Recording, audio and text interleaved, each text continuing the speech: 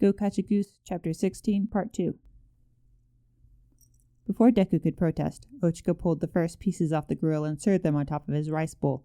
"Aw, thanks. You have some too," he said. "Don't worry, these are mine. It smells amazing." She traded tongs for chopsticks, and brown eyes looked brightly at his with the first bite. Hmm? Deku tried his, and the wagyu was savory, lightly seared, thin cut, and tender enough to almost melt before he could chew, and watching how much she enjoyed it made it even better. He gave Ochako a nod of approval. He sat by the trunk and took on the task of transferring food from the smorgasbord to the grill, which they loaded up with beef, mushrooms, and scallops cooking in their shells. Ochako moved like an expert with the tongs, shuffling and flipping while navigating around the abundance of sauces. They weren't sure which sauces were which. A printout list of the flavors was packed in, but the bowls weren't labeled, so with 9 of them, they had a guessing game. "Here's lemon wasabi," Deku said. The yellow-green color and aroma gave it away. "And the 3 dark ones will be yakiniku sauce, ponzu, and 1 more," Deku said. "It doesn't just say yakiniku sauce, it's special yakiniku sauce. You don't know if it's soy-based or a different recipe. And the red one looks spicy too," Ochako said. They pointed out the 2 brown sauces, one smooth, the other lumpy, and decided they were miso and ginger sesame. They inspected the 2 white sauces next, appearing textured and thicker, less sauce-like, more of a garnish to be scooped up with chopsticks. Deku scanned the list. "I bet the grated peach sauce is one of them," he said. "Peach sounds interesting, doesn't it? I don't think I've seen it as a yakiniku sauce before. Maybe grated daikon or apple," said Ochako. Sampling these 2 revealed the peach sauce, a little bit sweet, balanced with the grated onion and garlic, adding a touch of freshness to the meat. The other white sauce was savory on top of savory, and Ochako sent him wide eyes when they tried it. "Special yakiniku sauce? Or garlic? Or salt?" Ochako asked. Deku thought for a second. "The garlic wasn't too strong. I think it's the salt flavor." Ochako bobbed her head in approval.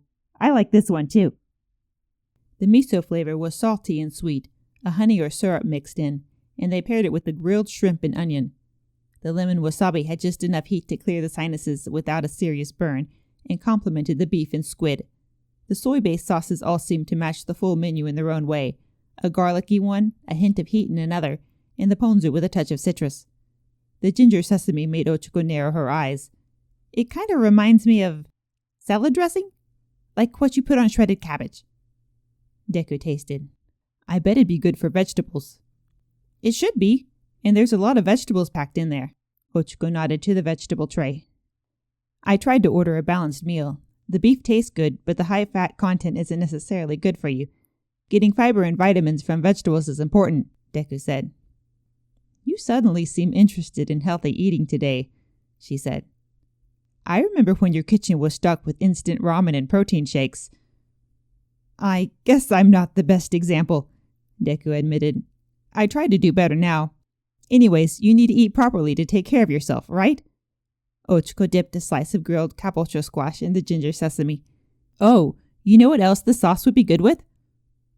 "What?" She paused for a moment, letting the silence sit long enough to pull his attention away from the food and look at her, and then told him. "Potatoes." "Of course," he laughed. "Potatoes would be great with the miso sauce, too. Oh, yes, I love miso potatoes." By process of elimination, the red sauce was Korean flavor, a dark wine-like color, the smell of peppers, and they regarded it with suspicion. It was an, "All right, I'll try it first." "No, I can. I don't mind. I'll do it. Are you sure?" With a piece of meat from the grill, Deku lightly dipped the edge. Ochako burst into giggles and grabbed his arm. "You barely touched it. You sure it won't be too spicy?" The arm was warm where she touched, and then tingled when she pulled away. "I'm more careful knowing what they've tried to feed me on variety shows." Deku decided it was medium hot, safe for dipping, though a few jokes by TV hosts could have influenced his perception of spiciness because she found it spicier than him. She also thought it would be good with potatoes, though there weren't any potatoes. They put sliced eggplant on the grill instead. "I just realized something, Ochako," Deku said. There was a small flutter, but her name didn't come out as too unnatural. "You remember I said I did a commercial here? You know what it was?" Oh, I usually remember your commercials. She sat back from the grill, and her eyes scanned the area, squinting in the light. You remember commercials? If you're in it, of course I do. Was it Travel Japan? Close guess, actually. Deku was a touch embarrassed that she saw him in a commercial and remembered, but quickly shook it off. I did that one in Okinawa. Kind of the same atmosphere, but with more palm trees. Right, we're not quite tropical here, Ochiko said. Then a sports drink. Deku shook his head as a grin squeezed his way out. Potato chips. Ochiko spit out a laugh. You're kidding! You know, the hero chips that come with the limited edition cards in the bag? Oh, I know, those chips are everywhere, and there's always a new commercial. You were in one here? You might have missed it. It was a Hero Snacks collaboration. They had Lemillion and Mount Lady and Kachan, and we all had a few lines. I wasn't sure why they wanted to do the commercial here instead of in a studio, but they brought these big cardboard boxes of chips with all the different flavors, and everyone was snacking on them while setting up, and they edited that in. Potato chips in big boxes like... She pointed chopsticks to the trunk.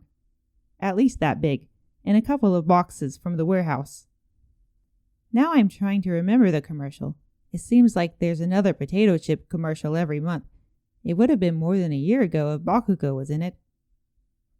More than a year? Deku wondered. I guess it's already been that long since he left, hasn't it?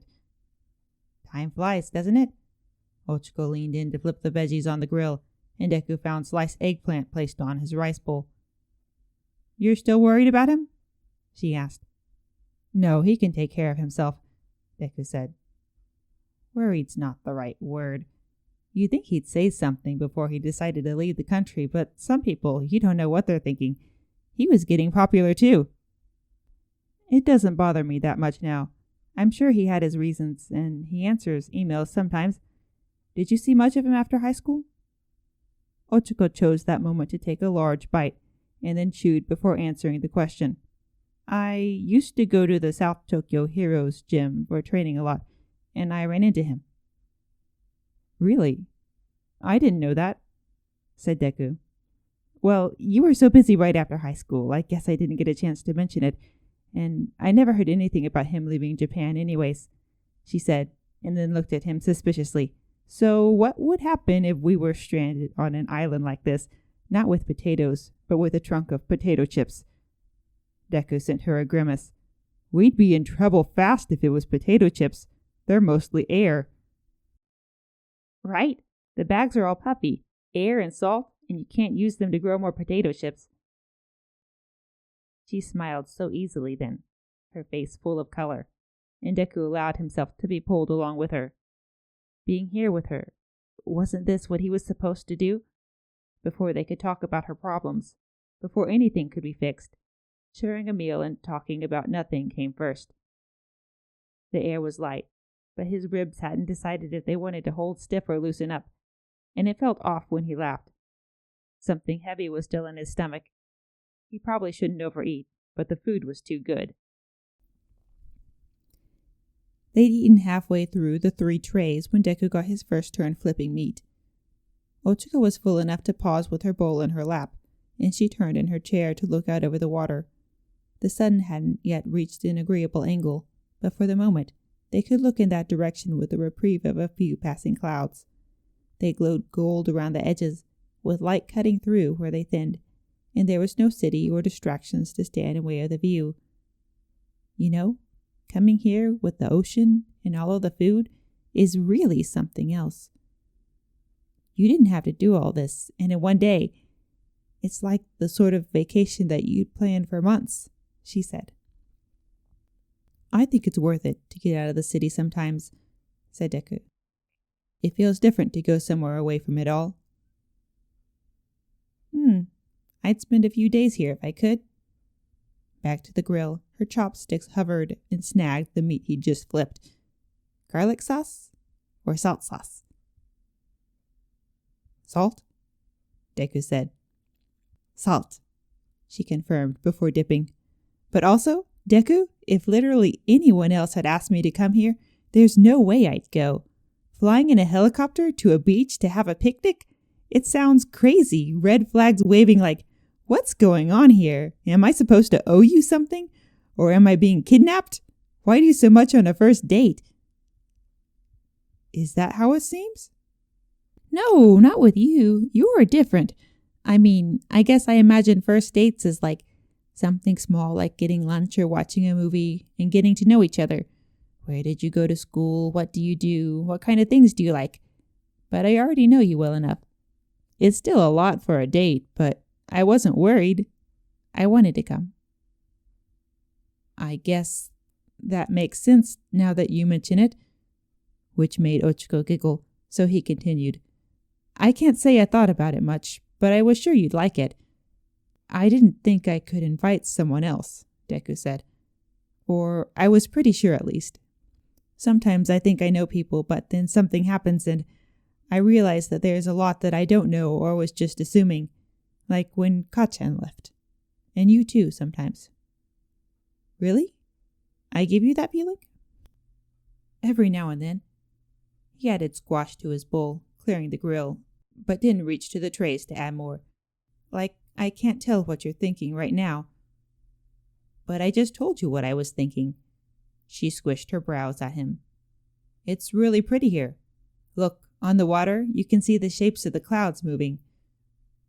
Spots of shade and sunshine drifted along the ocean's surface as the clouds followed the wind. For a moment, Deku watched the movement of colors. It is pretty. That's all you were thinking? What? Am I supposed to be thinking about something else? Oh, and now the sun's coming back. She squinted, turning away from the water and picking up her chopsticks for another bite. You know, I don't think you can actually know another person 100%, whoever it is. I don't know if you can even know yourself that well. You just have to do your best. And I think that with important things, you know me and I know you. Most things, probably, he agreed. Probably? Said Ochiko. You know what? Tell me one thing about yourself that I don't know. His eyebrows raised up. Like a trivia challenge? No, not like a challenge. I mean, everybody has things they don't talk much about, so I'm sure there's something you haven't told me. I don't even mean secrets, just normal things like you don't tell every person you meet 1,000 details about your All Might posters. Oh, that's what you mean. Deku laughed once. I don't think most people want to hear too much about collectibles. Right? We don't talk about things because we think the other person isn't interested, or you want to be polite or not make things uncomfortable, or maybe you don't want to be annoying and over-explain. 100 different reasons, and it's a good thing sometimes, and other times it's like you can't get to know people. So tell me one thing I don't know, and I can tell you something too. I see what you mean. You don't get to know people unless you talk to them. Let's see. Something I don't know. Anything's fine. Deku grew mildly stiff. If posters was her go-to example, he knew she wasn't asking about anything serious, but the question was open-ended and nothing was coming up. I know there's things I can say, but all of a sudden I can't think of anything.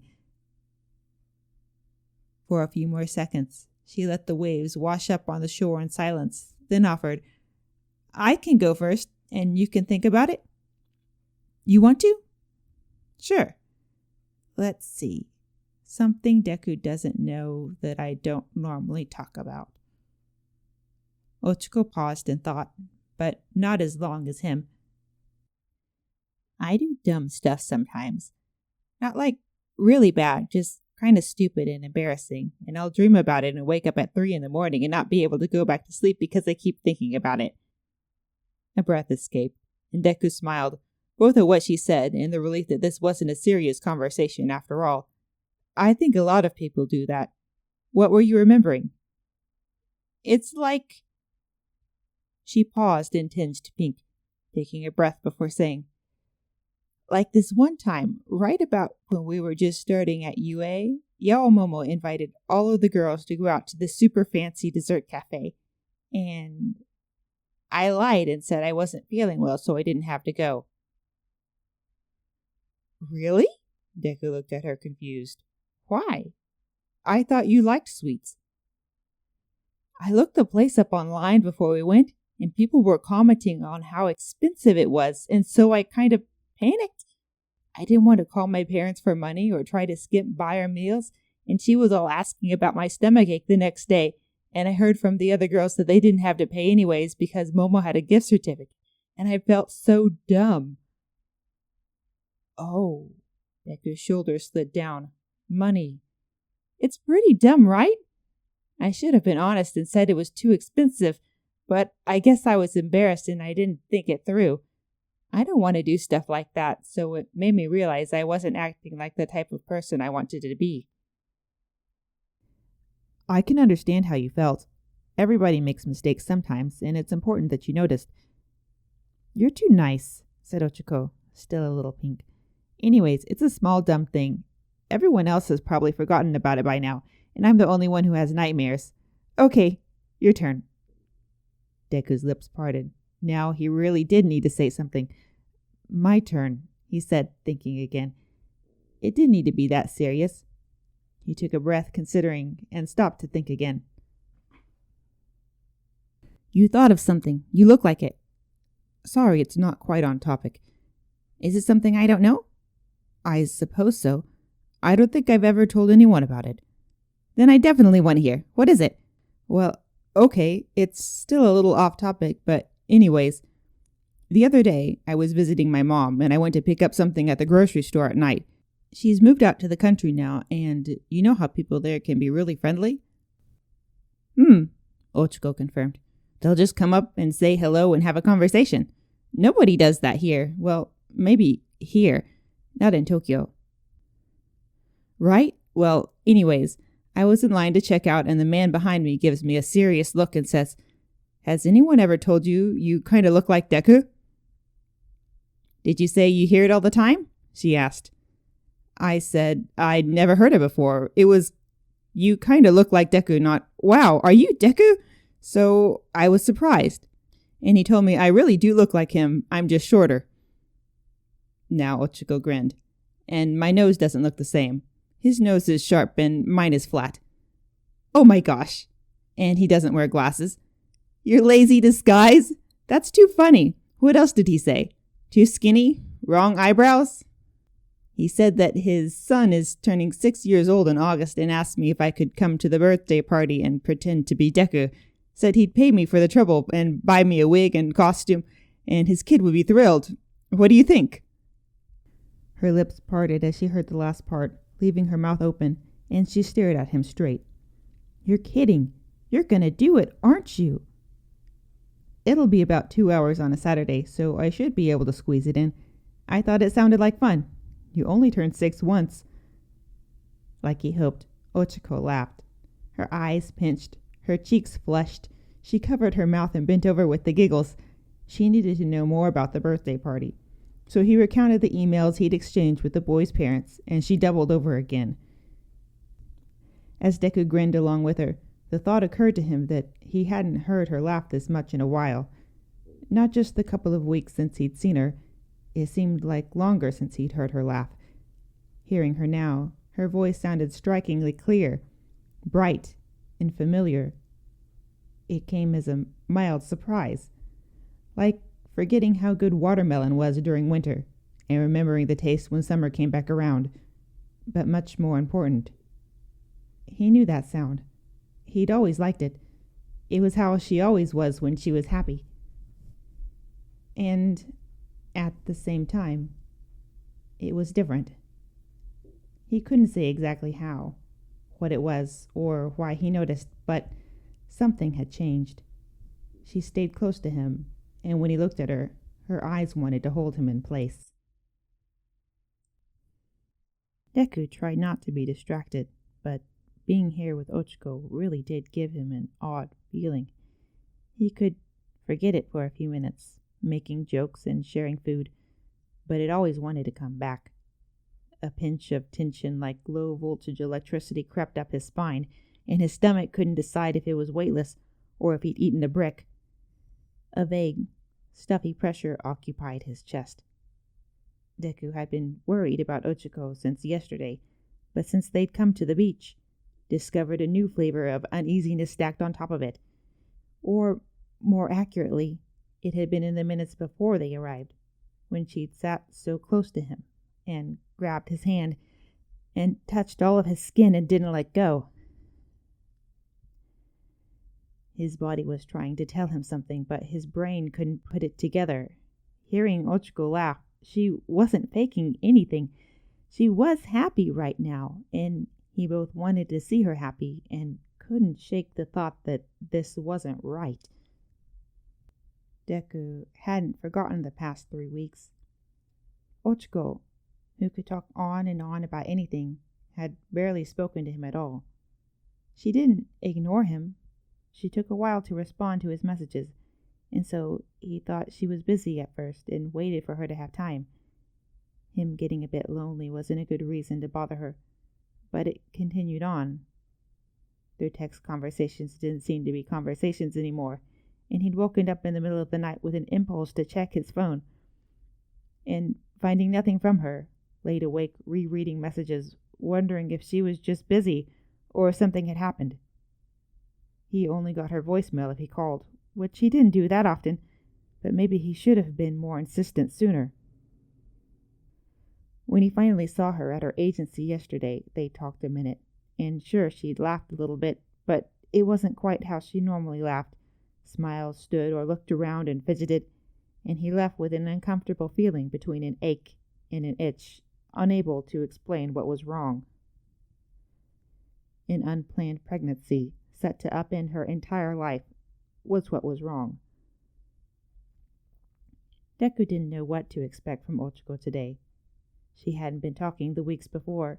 He couldn't predict her emotional or physical state with a messy situation and pregnancy hormones, and making her his girlfriend on top of it was all the more confusing.